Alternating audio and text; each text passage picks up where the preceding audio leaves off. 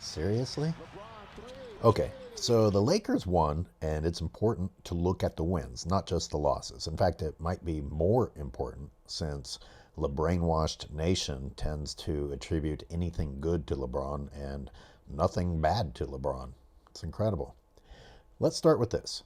LeBron blew 4 out of 5 shots in the first from the rim, from the only place he can usually make it from.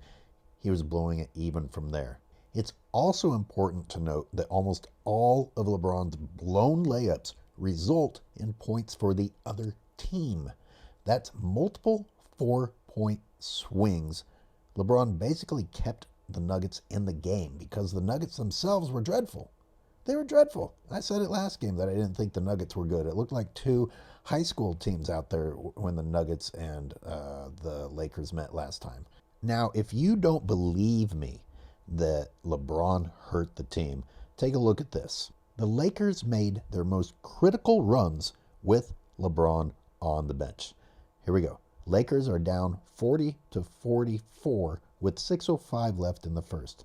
LeBron goes out, and within 2 minutes, the Lakers have the lead. Perhaps more telling and even more dramatic, with 6:17 left in the third, the Nuggets are up 74-67. LeBron has been in the entire time, and he's still in at this point. Now, with 4:08 to play, the Nuggets are still up 80-72. Russ hits a three to bring the Lakers to within 5.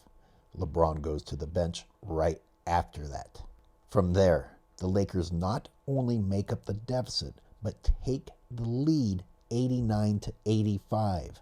This is all with LeBron on the bench. And it's not just that. It's how many Lakers touched the ball and how the chemistry started up again.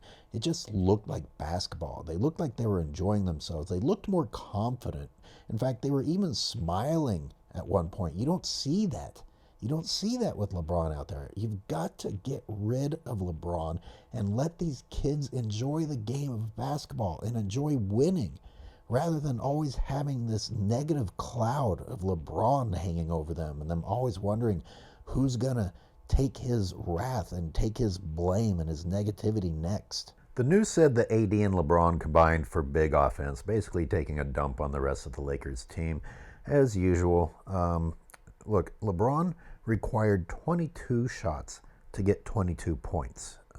For those of you who don't know, in basketball, shots usually count for 2 or 3 points. And yet LeBron took 22 shots to get 22 points. That doesn't add up very well in terms of being a good shooter. Now you have to add 4 points for his free throws, so he did get 26 points on 22 attempts. Ooh, good job. Skewed and still not good.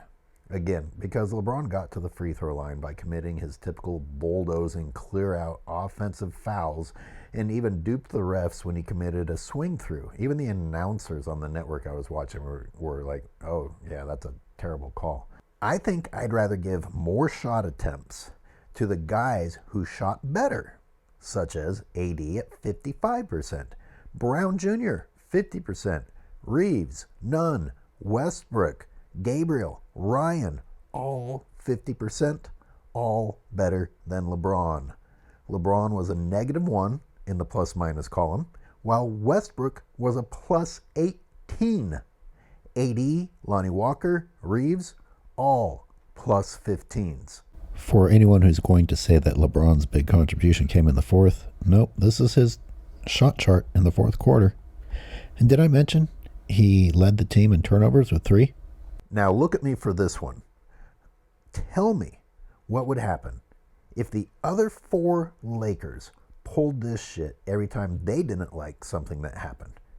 Imagine it on your team. Imagine it out on the basketball court. How quickly do you get fed up with someone like that? No matter whose fault it is, no one needs to see that crap. Not only do the other 4 not do that, but the guy who is supposedly such a great leader and has such a great character is the one doing all the pouting. They have to deal with his shit while he's fucking up. They have to deal with LeBron's drama, even while he's the problem. Even if he was great, his drama wouldn't be worth it. Now for a little extra bashing. I've heard of hitting the side of the backboard, but that's when you're shooting from the corner, not when you're shooting from the top of the key. Like, how is this not being made fun of on every network? Oh, we know why. Now, here he falls down on his own. And he makes sure everyone knows, and then he grabs his leg to try and, make people worry about an injury since he just clumsily fell down like a Floridian at the early bird special. Westbrook, in the meantime, is like, okay, you're going to stay on the ground. Let me just deliver the dime to the rest of the offense. This one is a buzzer beater right in LeBron's face. Nice work, LeBron. And what's he do? He mopes off like it was someone else's fault.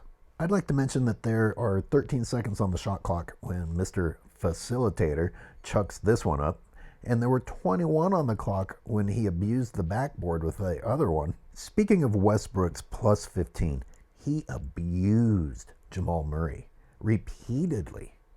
And you know how I referred to getting to the rim with basketball plays rather than just being big and running people over? Because basketball used to be about getting to the rim with skill, not with offensive fouls. I find Westbrook's explosive spins and cuts more inspiring and more skilled than someone who gets away with shoulder, elbow, and forearm combos. Sorry, I know everyone's into that shit now. Get in the weight room, but that's not what basketball was or is supposed to be. All right, so just continue the rest of this playlist if you actually want to watch the entire game. Like, subscribe. Thank you.